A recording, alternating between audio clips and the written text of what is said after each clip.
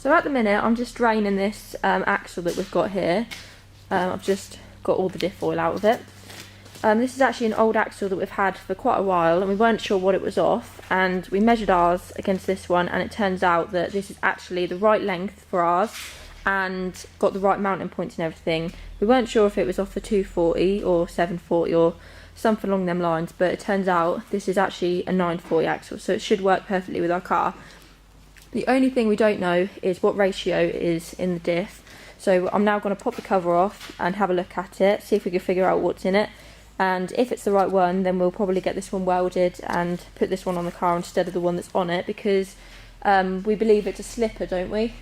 Yeah, well, we've been told it is, but not sure for definite. Yeah, but it's not this kind of slipper that we want. So basically we're just going to lock this one or hope that this one is the right one and get this one welded up. Apparently that slipper only works up to 25 mile an hour. Yeah, that's what we saw online, isn't it? Yeah. Yeah, so hopefully this one will be one that we can use, or one that we can weld up and use, and just eliminates having to use the one on the car, because apparently that's quite awkward to weld up as well.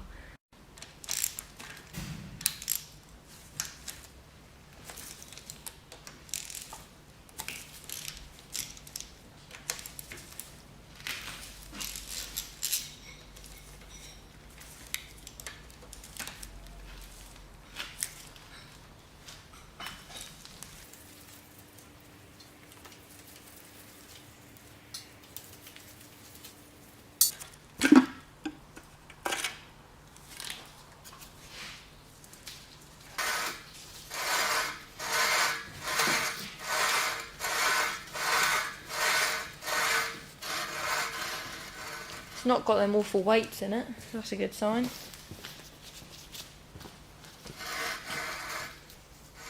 Yeah, that's a standard diff. Right, should we work out the ratio or do we not need to know? Right, just turn it.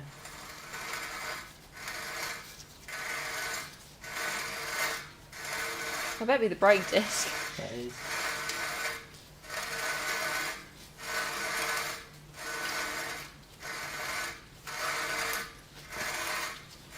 Nothing written on it. So what you're going to have to do is count that teeth on that down there. Yeah. And count these ones.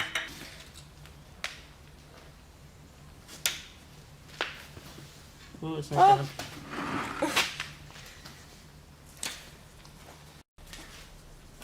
Dad, do you want to come show me how to work out the ratio again? I can't remember. Yeah.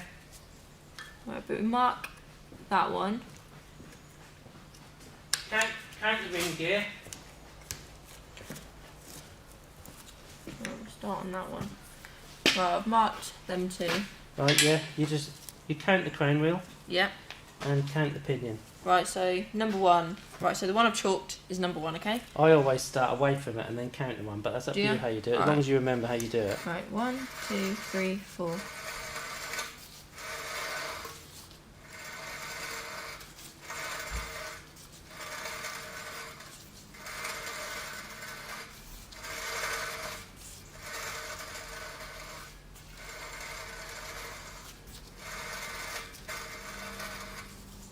$39.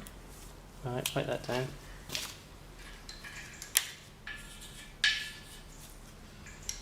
Okay. Pretty sure I marked one of them. Can't see the one I've marked anymore. So is that taking the oil? Is that putting oil back on it?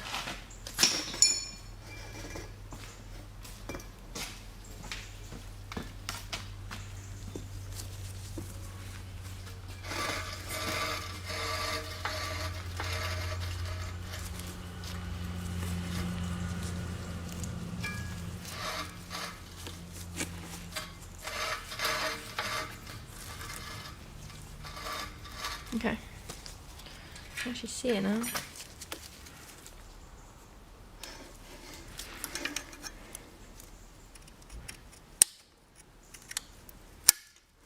Oh, that's not good. Yeah, it is. Right. What? Just look down. 1, 2, 3, 4, 5, 6, 7, 8, 9, 10, 11. Right. And something else I spotted. What? Got broken teeth. Where? Go back. Stop. One of them? Yeah. One of them? Yeah. Oh, no, that's just oil, was it? Yeah. Oh, sorry. I just got looking from here, and that looks like it had a broken tooth.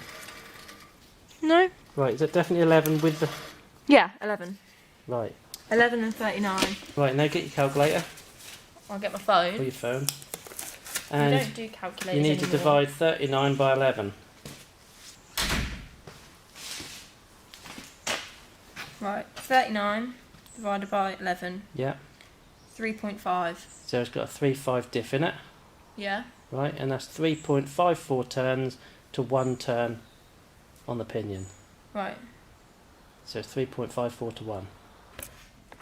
Right, so we've just got the back cover off the axle that's on the Volvo.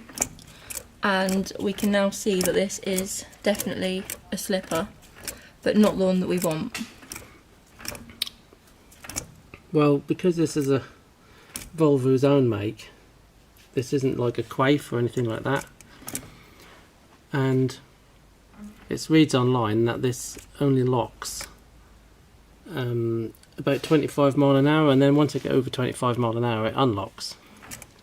I don't know whether that'll last I on reckon the drift day. we should just lock that other one, you know. Yeah, so do I. I don't think that's worth messing around with this. I know people in the past have also welded the weights shut.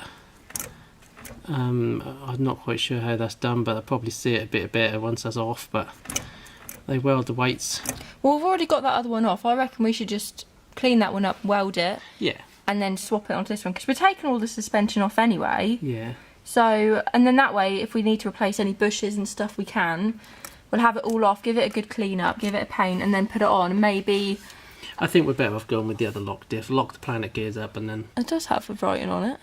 Sometimes they have the either the number of the teeth or the ratio. 4111.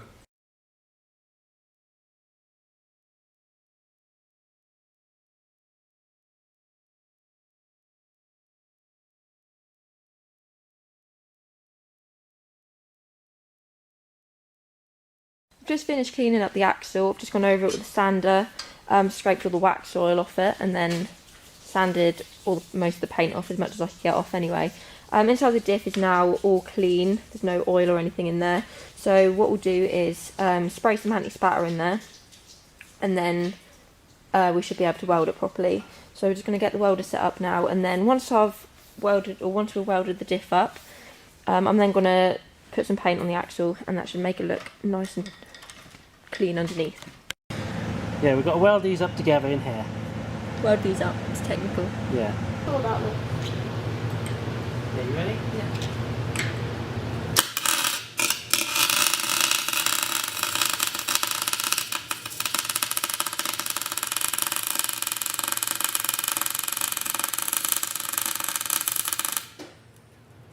Go side to side? Yep. What's it, weld and a half, isn't it? Yeah, now you've got to put another one over the top of that. Over the top? Yeah, you want to get some good welds on it. Jesus! Yeah. I'll do one and then we'll do half each or something. Right. And then you can see if I can do it. Yeah.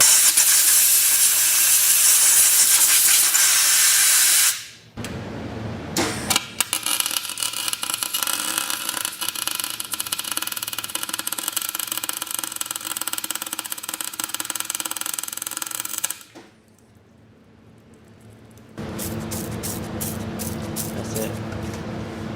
Right, now weld up them two. So, Beth has now finished welding that up in there. That's just to lock the diff up for drifting.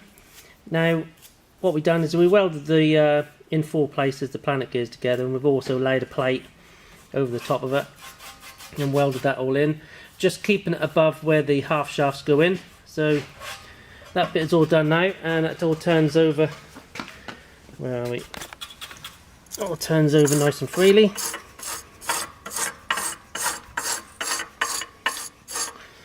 So yeah, that's all good now. Beth has now given it a bit of a paint up, just to make it look a bit fancy when it goes back on the car. I actually hate painting.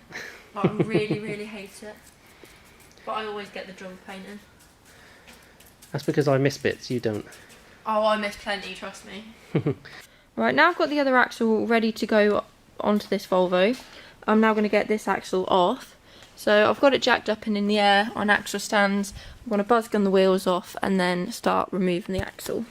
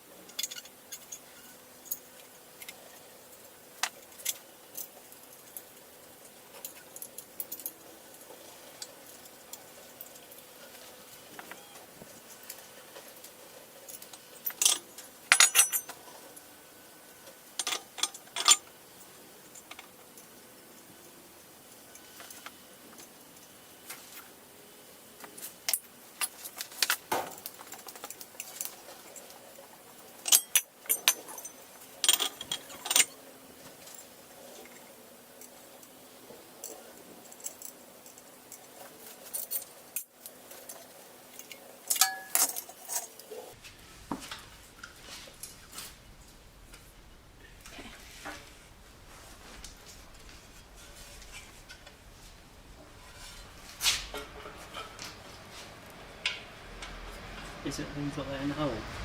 Oh. I'm not sure. That was in that hole, wasn't it? Well, whether you can get it out, to be fair. Right.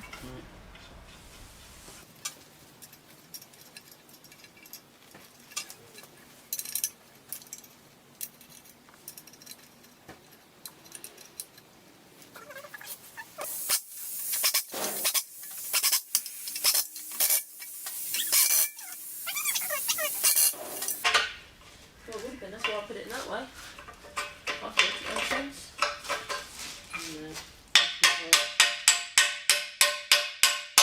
I'm strong. Let's go. I'm not strong, I take it back.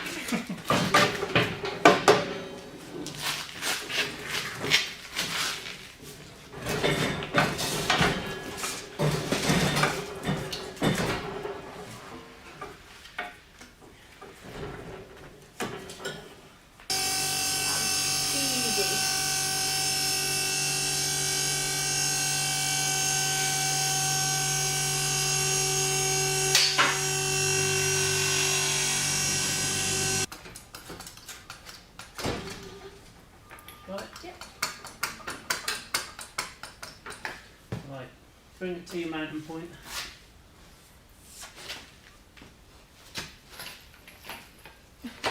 Uh-oh. I was stuck in that. Well, I can't go any further forwards. You need your shock down. What? Lay your shock forward. Oh no, you want to be upright because it's got to go in that little hole. If not, it's going to get stuck against the chassis. You've got to have it upright. Oh yeah.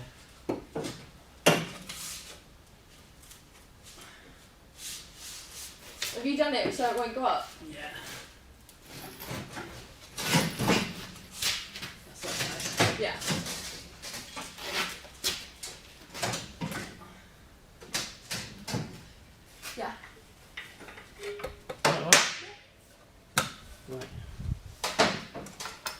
felt the shock? No, I've done that. It's in the hole. Stains. Hang on. Okay, no, second.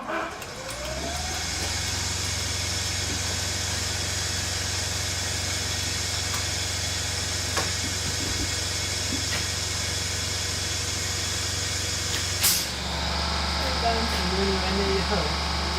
It's got harder.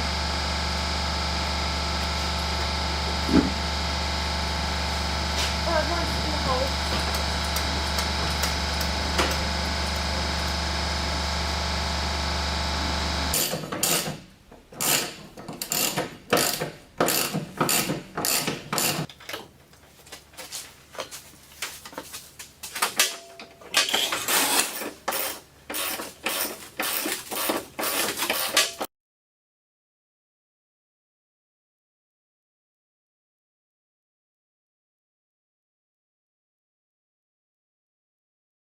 Right, that's the back axle all finished now. The diff is locked and we're all good to go. Pretty much ready to go to the rolling road now, I think. Dad's done a wicked job on putting 2 1/4 coils on the back as well, which I don't think he filmed, but it's all now on 2 1/4 coils all round.